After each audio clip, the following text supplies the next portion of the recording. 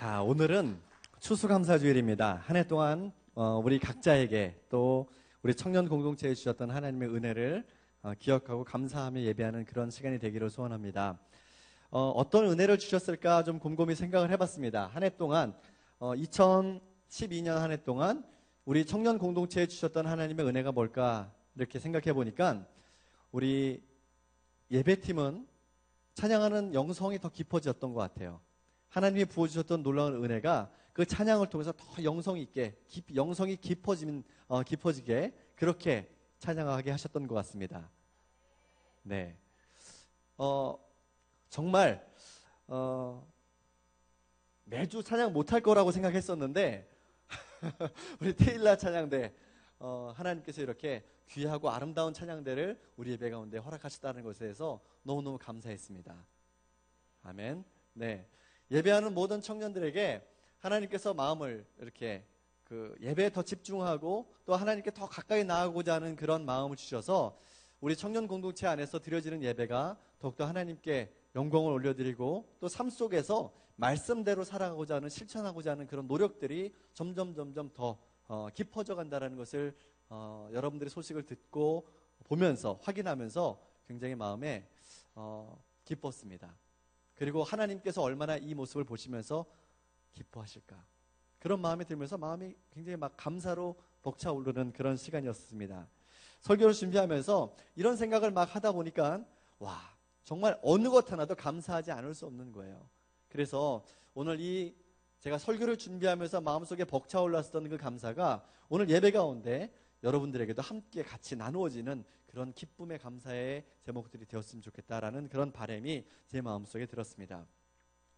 구체적으로 어떤 감사한 것들을 나눠볼까라고 생각을 하다가 잘 떠오르지 않더라고요. 몇 가지는 큰 것들은 좀 떠오르는데 아주 사소한 것들, 작은 일들, 일상에서 있었던 그런 작은 일들을 떠올려 보니까 잘 생각나지 않았어요. 그래서 고민을 하다가 저녁을 먹고 교회로 다시 돌아오는 길에 우리 유아부 전도사님하고 백수아 전도사님하고 같이 저녁을 먹었는데 먹고 돌아오다가 물어봤습니다. 전도사님은 어떻게 감사하는 것이 감사하는 거로 생각합니까? 그렇게 물어봤어요. 그랬더니 전도사님이 그런 얘기를 하는 거예요. 저는 당연하지만 당연하지 않게 생각하는 것이 진짜 감사하는 거라고 생각합니다. 그렇게 얘기를 하는 거예요. 그래서 그 말을 딱 들었는데 길거리에서 정말 무릎을 탁 치고 싶었어요. 와 정말 이게 통찰이 있다. 당연한데 당연하지 않다고 생각하는 것. 그래서 어제 밤에 급히 페이스북에다가 당연한데 당연하지 않은 게 뭘까요? 라고 한번 올려봤습니다. 그랬더니 다 좋아요만 누르더라고요. 좋아요 많이 누르는데 거기 그래서 좀 여러분들의 생각이 좀 듣고 싶었어요. 당연한 건데 당연하지 않은 것이 뭘까? 그런데 제가 그래서 그 밑에다가 좋아요만 누르지 말고 여러분들의 생각을 좀 나눠주세요. 그랬더니 그 대답을 했었던 백수아 전도사님이 한 줄 남겼고 그리고 김대경 전도사님이 한 줄 남겼고 그리고 나서는 다 계속 이제 저의 동기 목사님 송용훈 목사님이라고 하는 동기 목사님이 전혀 그 질문과는 상관없는 말을 한 줄 남겼어요. 자 그러고 나서 제가 굉장히 그걸 보면서 이제 좀 어떻게 전해야 될까 생각을 하다가 구체적인 좀 자료 수집을 들어갔습니다. 페이스북에 어떤 목사님이 좋은 책을 소개했어요. 그래서 제가 그 책을 보면서 이것도 수요 예배 때 우리가 함께 나누면 좋겠다라는 생각을 했습니다. 실제적인 신앙생활에 우리 일상에서 만나는 하나님, 일상에서 고백하는 하나님이 어떤 분인가에 대해서 나눌 수 있는 좋은 자료라고 생각해서 이걸 꼭 사야 되겠다 생각했어요. 그리고 그 책을 사려고 시간표를 이렇게 보니까 오늘 예배를 준비를 해야 되고 그리고 이제 내일은 주일 예배를 드리고 난 다음에 저녁 때는 사역평가회를 시작해서 화요일까지 회의를 하고 화요일날 저녁에 오면은 수요일날 설교를 해야 되니까 설교 준비를 하고 수요일날 예배가 끝나고 나면은 목요일날 수능기도회가 있으니까 수능기도회 준비를 해야 되고 수능기도회 준비가 끝나고 나면은 그러면 이제 나는 우리 예배팀장하고 비전센터에 들어갈 악기를 사러 가기로 했으니까 그 악기를 또 사러 갔다 왔다가 금요일날 한소리에 연주회가 있구나.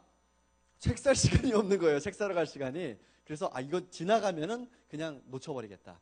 그래서 인터넷으로 책을 주문하러 들어갔습니다. 사실 저는 인터넷으로 책을 주문을 많이 하긴 하지만 인터넷 주문할 때마다 좀 마음에 좀 걸리는 게 하나 있어요. 뭐냐 하면 배송비예요. 책값보다 배송비가 더 나올 때도 꽤 있어요. 뭐 책을 그래도 좀 여러 권 주문할 땐 괜찮은데 한 권 딱 사면요. 그 책값의 한 25% 정도가 배송비가 더 나오는 거예요. 그래서 약간은 좀 껄쩍지근한 마음을 가지고 인터넷 서점에 들어가서 책을 검색을 하고 바로 이제 주문을 클릭하고 로그인을 했어요. 배송받을 주소를 입력하고 나서 혹시 할인 쿠폰이 뭐가 없나? 뭐 이렇게 좀 봤어요. 봤더니 와, 무료 배송 쿠폰이 있는 거예요. 거기에.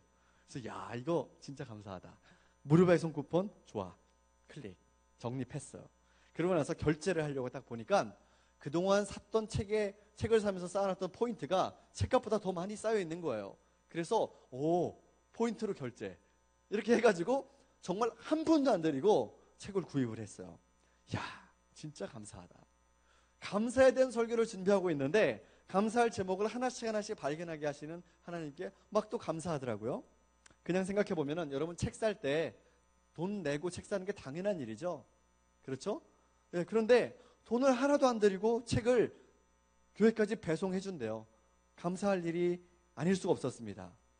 자, 제가 이거 경험한 거 한 가지 사례일 뿐인데 사실 저는 이런 감사의 스토리들이 우리 SNS에서 혹은 또 여러분들이 함께 나누는 그런 자리에서 좀 더 많이 풍성하게 나눠줬으면 좋겠습니다. 감사한 것 혼자 여러분들 다이어리에만 꽁쳐놓지 말고 함께 나눠주세요. 나누면 나눌수록 감사는 배가 될 줄을 믿습니다. 사실 이런 감사의 경험을요 나누는 것이 풍성해지면은 그 이야기가 왜 우리가 예수를 믿는가에 대해서 사람들에게 전할 수 있는, 증거할 수 있는 그런 이유가 된다라는 거죠. 예수를 믿지 않는 사람들에게 너 왜 예수를 믿니? 너 왜 교회에 가니라고 그런 질문을 들었을 때에 나는 이러이러해서 너무너무 감사함이 넘쳐서 예수님을 믿지 않고 예수님을 고백하지 않고서는 살 수가 없어라고 그렇게 이야기할 수 있는 이유가 된다라는 겁니다. 저는 미용실에 한 달이나 아니면 한 달 조금 더 지나서 이렇게 한 번씩 갑니다. 가서 거의 헤어스타일에 변화가 없도록 약간만 긴 머리만 다듬고 이렇게 옵니다. 그래서 어떤 때는 집에 들어가도 아내가 머리를 자르고 왔는지 관심이 없어요. 결혼하고 나니까 관심이 없어. 결혼하기 전에는 머리를 잘랐다 어쨌다 이렇게 하는데 결혼하고 나니까 관심이 없어. 어떤 때는 좀 섭섭하더라고요. 그래서 나 보라고. 머리를 보라고. 이렇게 해서 머리 잘랐네? 라고 이렇게 알아차릴 때가 꽤 많아요. 근데 이제 한 달이 다 돼가는데 거울을 보면서 이제 머리 자를 때가 됐구나 생각을 이렇게 다짐하기 일주일째 드디어 이제 미용실에 갔습니다. 사람이 많지 않아서 이제 금방 자르겠구나 생각하고 항상 저를 잘라주는 그분이 계세요. 네, 나나 언니라고. 그분이 있어요. 그분한테 이제 머리를 자르면 이제는 너무너무 편해요. 말하지 않아도 돼요. 말하지 않아도 알아요. 그래서 그냥 앉아 있기만 하면은 자동으로 이렇게 쫙 제가 원하는 스타일로 만들어주는 거죠.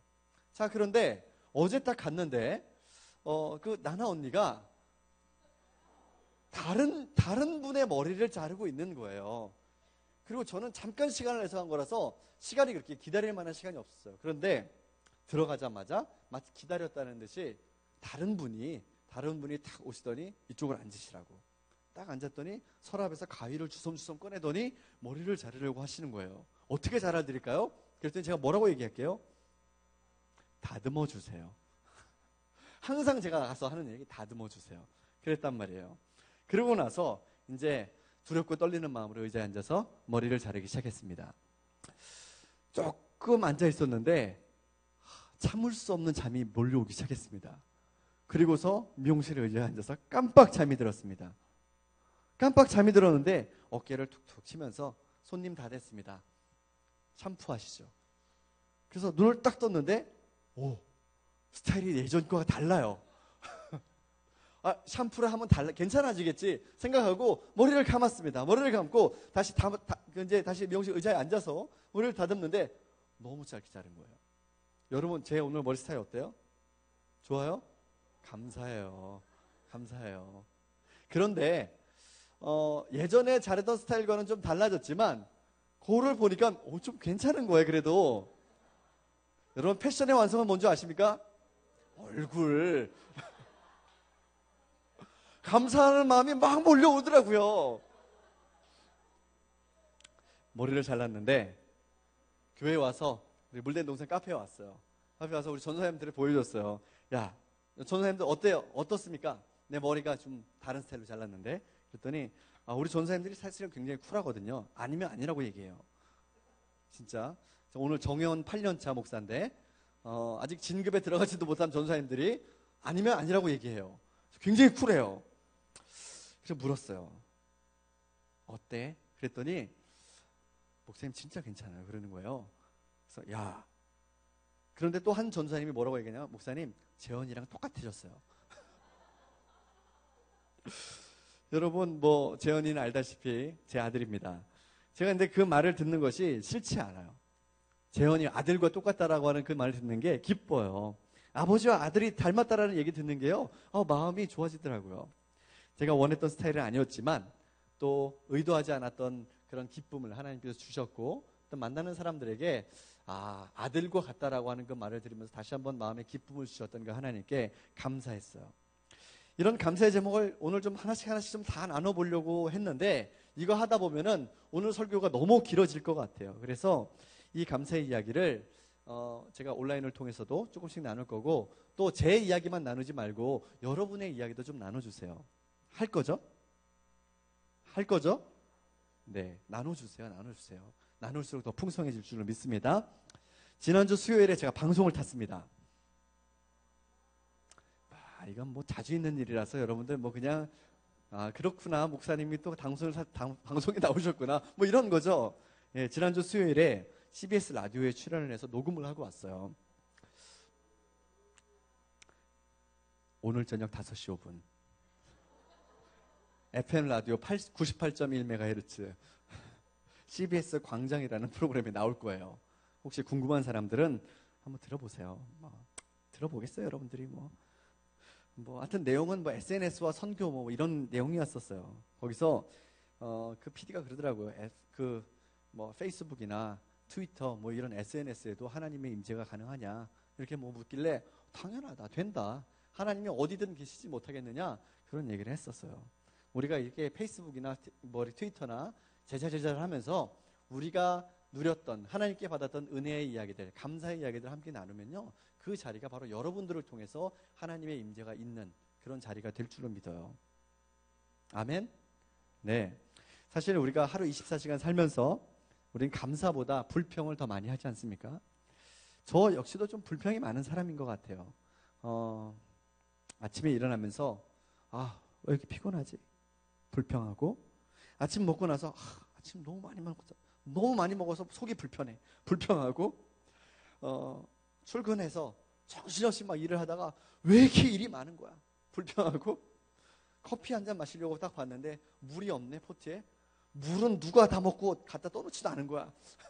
불평하고 점심때쯤 되면 왜 이렇게 배가 고프지? 불평하고 이런저런 불평의 얘기를 막 찾으려고 하지 않아도요 불평은 너무 자연스럽게 나오는 거예요. 그런데 제가 이게 설교 준비하다가 청년들에게 감사하라고 그렇게 얘기할 게 아니라 너부터 먼저 감사해.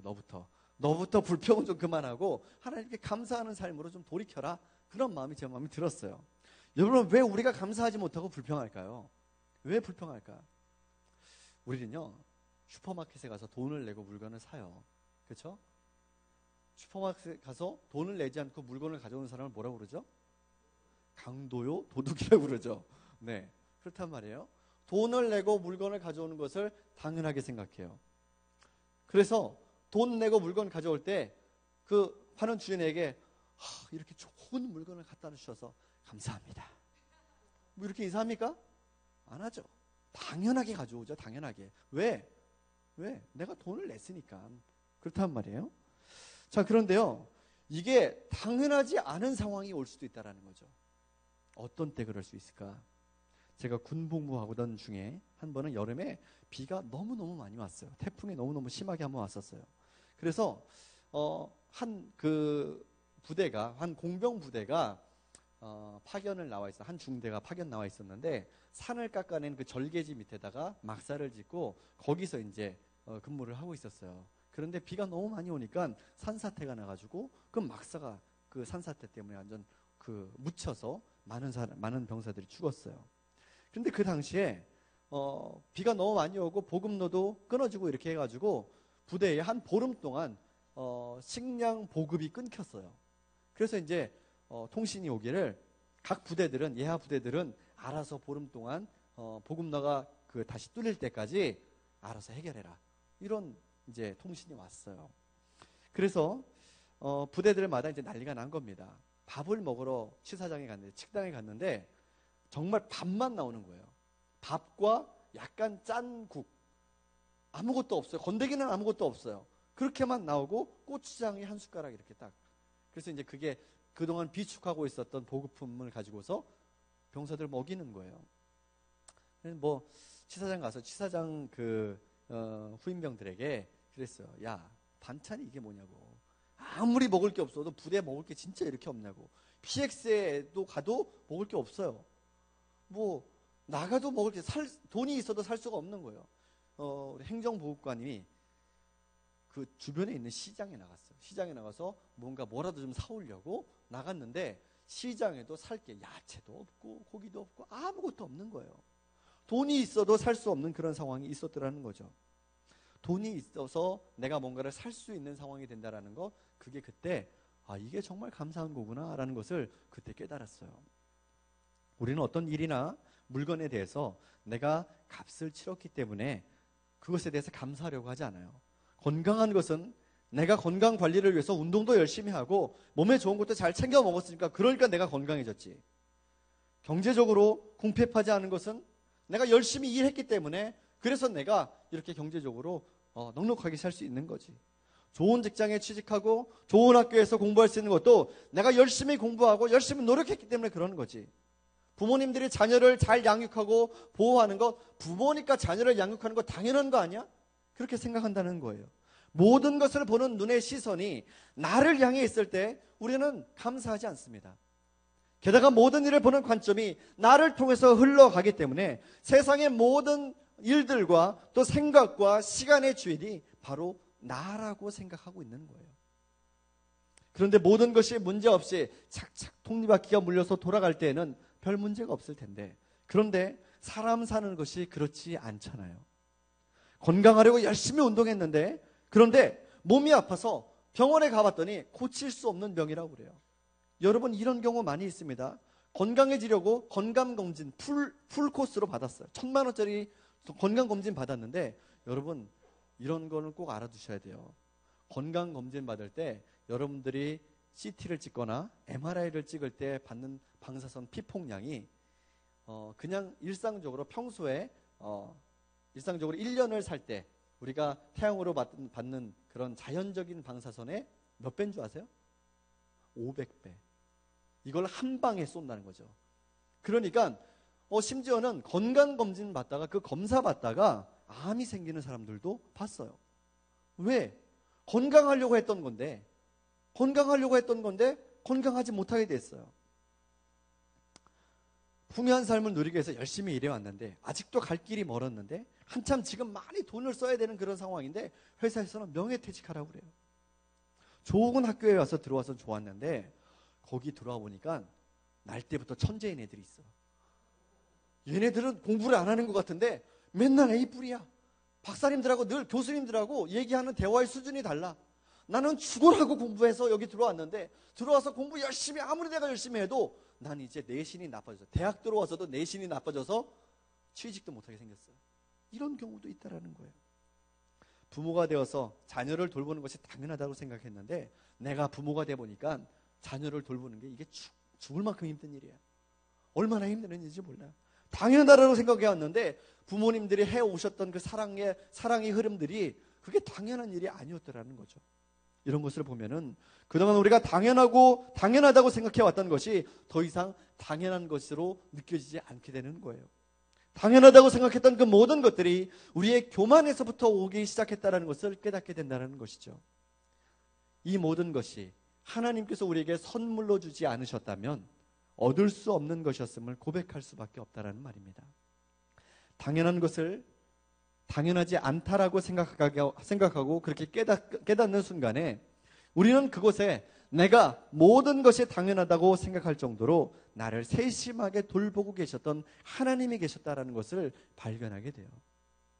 하나님의 임재 연습이라고 하는 책이 있습니다.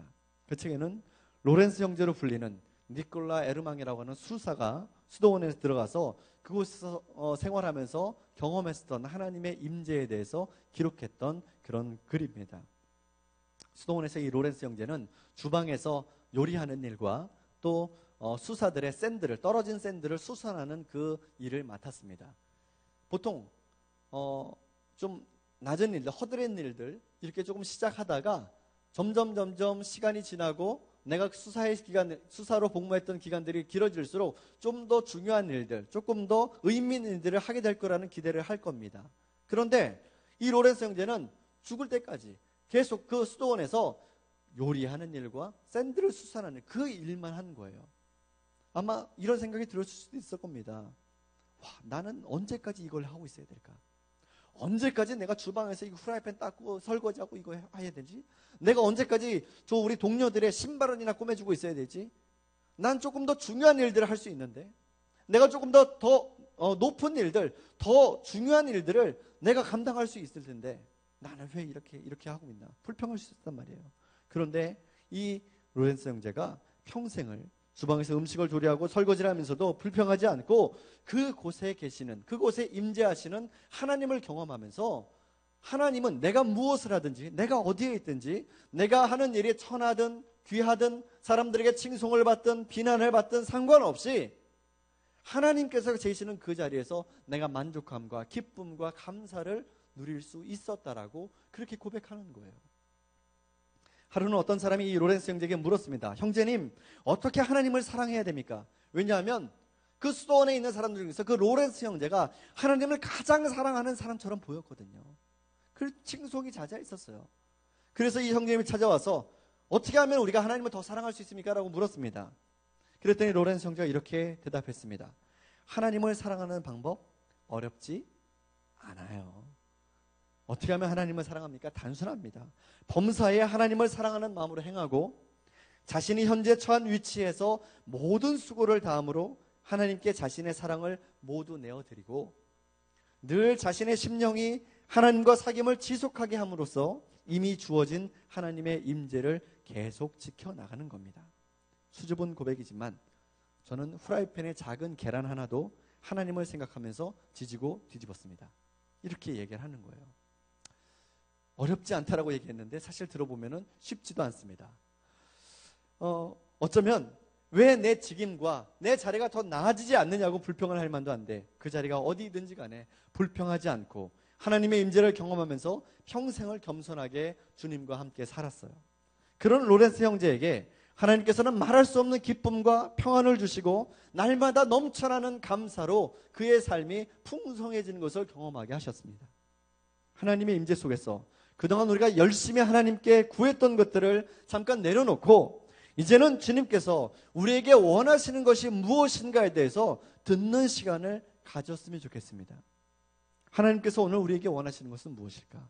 그동안은 내가 하나님 이런 것 주셔서 감사하고 내가 이런 일들을 구하였었는데 하나님 그것을 이루게 하셔서 감사하고 하나님 내게 이런 좋은 것들을 주셔서 감사하고 이렇게 해서 감사했었는데 하나님 이제 내가 하나님의 음성을 들으며 하나님께서 내게 원하시는 일들을 할 수 있게 하셨음에 감사합니다라고 한번 감사의 패러다임을 바꿔보자라는 거예요.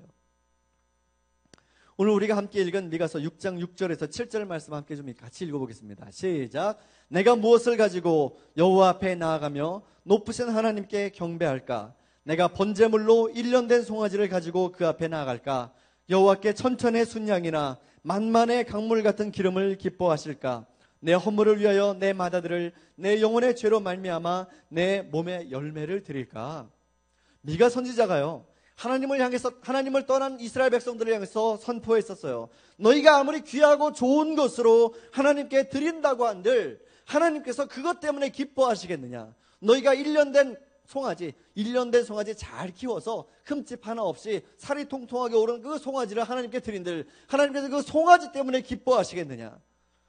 양을 1000마리를 잡은들 10,000마리의 양을 잡아서 거기에서 나오는 기름이 정말 강물같이 흘러서 그 기름을 태워서 하나님께 드린들 하나님께서 그것으로 인해서 기뻐하시겠냐라는 얘기입니다. 하나님께서 진정으로 원하시는 것은 그게 아니라는 얘기죠. 하나님께서 원하시는 것이 뭡니까? 그것은 바로 오늘 8절 말씀에 나옵니다. 사람아, 주께서 선한 것이 무엇임을 내게 보이셨나니 여호와께서 내게 구하시는 것은 어떻게 하라고요? 오직 정의를 행하며 인자를 사랑하며 겸손하게 내 하나님과 행하는 것이 아니냐? 하나님께서 기뻐하시는 것 세 가지에 대해서 이야기하고 있어요. 하나님께서 원하시는 건 뭡니까? 첫 번째, 정의를 행하는 것.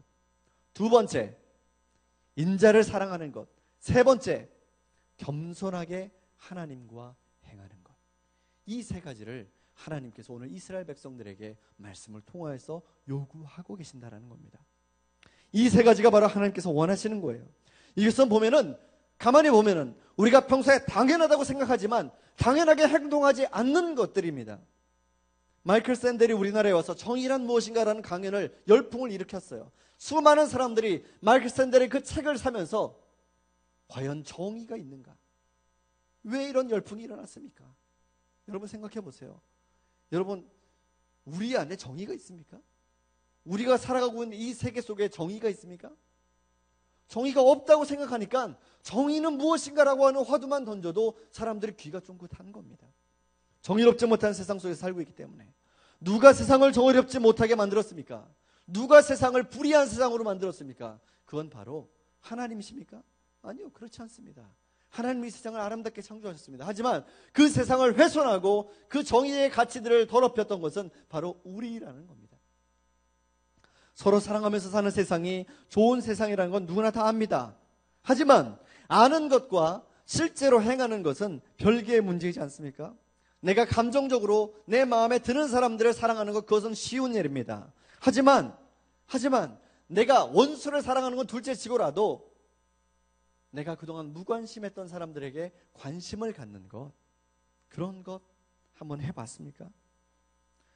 그런 것 좀 한번 해볼 만도 한데, 그런데 우리 주변에는 죽은 지 3개월, 6개월이나 지나서야 발견되는 그런 혼자 사시는 노인분들이 얼마나 많이 있습니까? 그런 가슴 아픈 이야기들이 우리 뉴스를 날마다 장식하고 있는 것이 얼마나 가슴 아픈 현실이라는 겁니다. 여러분, 혹시 여러분들이 사는 옆집에, 여러분들의 옆집의 위아래층에 누가 살고 있는지 혹시 알고 있습니까? 관심을 갖고 좀 보세요. 겸손하게 하나님과 행하라고 했는데 우리는 우리에게 주어진 모든 일들에 대해서 당연하다라고 생각하면서 교만하게 하나님의 자리를 스스로 차지하고 앉아서 내가 내 인생의 왕 노릇하면서 살아왔지는 않았느냐 말입니다. 이렇게 보니 말씀을 통해서 비추어진 우리의 모습 속에는 하나님께서 기뻐하실 만한 부분들을 찾기가 참으로 어렵다라는 생각에 마음이 비통해집니다. 그리고 우리는 주님 앞에서 더 겸비한 모습으로 살 수밖에 없는 사람들이구나. 하나님, 내 모습이 이 정도임에도 불구하고 주님은 여전히 나를 사랑해 주시고 나를 용납해 주시고 우리를 향해서 너는 내 아들이다, 너는 내 딸이다 라고 그렇게 받아주고 계시는군요. 디모데후서 2장 13절 말씀, 우리는 미쁨이 없을지라도 주는 항상 미쁘시니 자기를 부인할 수 없으시리라.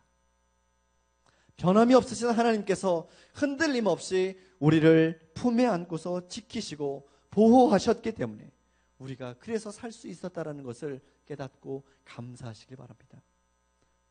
존 웨슬리 목사님이 이렇게 말했습니다. 무엇보다 가장 좋은 것은 하나님께서 우리와 함께 하신다는 것이다. 그렇습니다, 여러분. 변함없는 사랑으로 우리를 돌보시고 우리의 필요를 채우시는 그 하나님이 우리와 함께 계시는데 우리가 그보다 더 구할 것이 무엇이 있겠습니까? 오직 주님 한 분만으로 만족하는 인생이 다 되기를 바랍니다. 그리고 이제 우리 청년들이 적극적으로 하나님께 기쁨을 드리는 인생으로 한번 여러분들의 인생의 방향을 전환하게 되기를 바랍니다. 하나님께서 원하시는 것이 무엇이라고 했습니까? 정의를 행하는 것, 사랑하며 사는 것, 겸손하게 주님과 함께 행하는 것, 이 세 가지를 여러분들의 마음의 판에 새기십시오. 여러분들의 마음의 판에 새기고 언제 어디서 무엇을 하든지 간에 여러분들, 내가 하나님의 마음을 기쁘시게 해드리는, 하나님께서 내 삶에 원하시는 그 일들을 이루어드림을 통해서 내게 부어주시는 놀라운 감사의 제목들이 더 넘쳐나는 것을 경험하는 그런 축복이 여러분들에게 있게 되기를 바랍니다. 앞으로 우리 앞에 어떤 불의한 일들이 우리의 마음을 빼앗고 세상과 타협하면서 살게 할지 모릅니다. 아니 이미 그런 일에 너무 익숙해져 있어서 그게 정말 불의한 일인지 아닌지를 정말 기억조차 가물가물한 그런 상황 속에 이미 우리가 들어와 있을 수도 있겠습니다. 하지만 이제는 우리 가운데 계시는 그 하나님의 임재 안에서 당연한 것처럼 느껴왔던 것들이 당연하지 않았다라고, 오직 하나님의 은혜로 우리가 그 자리에 우리가 그렇게 그것을 누리면서 살았더라고, 그렇게 고백할 수 있어야 될 줄로 믿습니다. 여러분들의 마음에 정의의 자리를 바로 세우시기 바랍니다. 시편 106편 3절 말씀, 정의를 지키는 자들과 항상 공의를 행하는 자들은 복이 있도다라고 하셨습니다. 여러분, 정의를 지키는 일들 가운데 여러분들의 양심을 팔지 마십시오. 여러분들의 생각을 속이지 마십시오. 여러분들의 마음속에, 생각 속에 하나님께서 그 일들을 위해서 바른 소리를 하라고 그렇게 이야기하실 때에 그 마음의 소리들을, 하나님께서 우리의 마음속에 주시는 그 생각들을 잠재우지 마십시오. 눌러서 마음 깊은 곳으로 집어넣지 마십시오. 바른 이야기들을 해야 될 때는 해야 됩니다. 그리고 여러분, 우리가 함께 사랑하면서 삽시다. 우리가 주님께로부터 입은 사랑은 말로 다 표현할 수 없을 만큼 큰 겁니다. 찬송가 304장에 시인이 고백하기를, 하늘을 두루마리로 삼고 바다를 먹물로 삼아도 그 크신 하나님의 사랑 다 기록할 수 없겠네, 그렇게 고백합니다. 그 사랑을 누리는 것이 당연하다고 생각했는데, 그런데 사실 알고 보니까 나는 그 사랑을 받을 자격이 없는 사람이구나. 그럼에도 불구하고 나를 사랑해 주시니 어떻게 감사하지 않을까. 그리고 감사해서 더 나아가서 적극적으로 우리가 사랑의 삶으로 들어가야 됩니다. 주님의 사랑에 우리의 인생을 던지고 예수님처럼 사랑하며 사는 여러분들이 되기를 축복합니다. 그리고 이 모든 일들을 행함에 있어서 이 모든 일들이 주님께서 하신 일이라고 그렇게 겸손하게 고백하는 삶의 모습이 있게 되기를 바랍니다. 겸비하게 주님과 함께 행하는 것은, 이 말은 내게 돌려지는 칭찬과 영광과 이 모든 것들이 내가 받을 것이 아니라 주님께서 받으셔야 될 것이라고 고백하는 삶을 의미합니다. 지난주에 이 라디오 프로를 녹음을 마치고 어떤 목사님을 만났습니다. 그 목사님은 분당의 한 초대형 교회에서 예배 기획을 담당하고 있던 목사님이었는데, 그 목사님을 제가 페이스북에서 이렇게 보고 만나면서 이 목사님 참 잘 나간다, 그렇게 부러워했었습니다. 근데 실제로 만나보니까 제가 부러워했던 것보다, 제가 생각했던 그런 이미지보다 훨씬 더 겸손한 분이었습니다. 목사님 정말 대단합니다. 어떻게 그렇게 큰 사역을 했습니까? 어떻게 하면 그렇게 탁월하게 사역을 할 수 있습니까?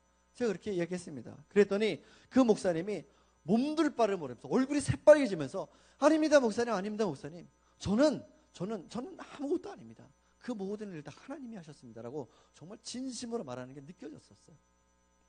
그 모습을 보면서 그렇게 하지 못했던 저도 참 부끄러웠고 마음에 큰 도전을 받았습니다. 여러분, 하나님께 영광과 감사를 돌려드리는 그런 겸비한 모습을 여러분들의 삶 속에 항상 갖게 되기를 바랍니다.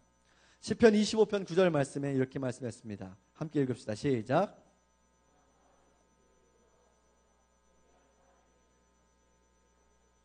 여러분, 하나님의 뜻을 알고 싶습니까? 여러분들의 인생의 계획을 알고 싶습니까? 앞으로 하나님께서 여러분들을 어떻게 사용하실지를 궁금하십니까? 겸손히 하나님과 행하십시오. 그러면 하나님께서 겸손한 자에게, 겸비한 자에게 가르쳐 주신다라고 말씀하셨습니다. 감사가 넘치는 이 계절에 우리는 이제 나를 바라보는 시선을 주님과 이웃을 향해서 돌리게 되기를 바랍니다. 그리고 나를 통해서 이루기를 원하시는 그 하나님의 소원을 온전히 이루어 드릴 수 있도록 그렇게 결단하는 감사하는 날이 되기를 소원합니다. 이제 함께 찬양하고 기도합시다. 마음을 다해서 우리가 함께 고백할 찬양은 시선이라는 찬양입니다. 내게로부터 눈을 들어 주를 보기 시작할 때 주의 일을 보겠네. 내 작은 마음 돌이키사 하늘의 꿈 꾸게 하시네. 주님을 볼 때. 이 찬양의 가사가 우리가 정말로 하나님 앞에 드리는 진실한 우리의 마음의 고백이 되기를 소원합니다. 나만 바라보았던 그런 세상들, 나만 생각했던 이기적인 마음들, 그 마음들을 이제는 좀 주님께 돌립시다. 그리고 주님, 나 이런 거 필요하고 이런 것도 되고 싶고 이런 데도 가고 싶고요, 이렇게도 하고 싶습니다. 이런 거 막 계속 구했었더라면 이제는 하나님 제게 뭘 하고 싶으세요? 하나님, 제 삶을 통해서 어떤 걸 이루기를 원하세요? 제가 주님의 마음을 다 들어드리겠습니다. 최소한 다 들어드리지는 못하더라도 그렇게 들어드리려고 노력은 한번 해보겠습니다. 그렇게 한번 좀 결단했으면 좋겠습니다. 함께 찬양합시다.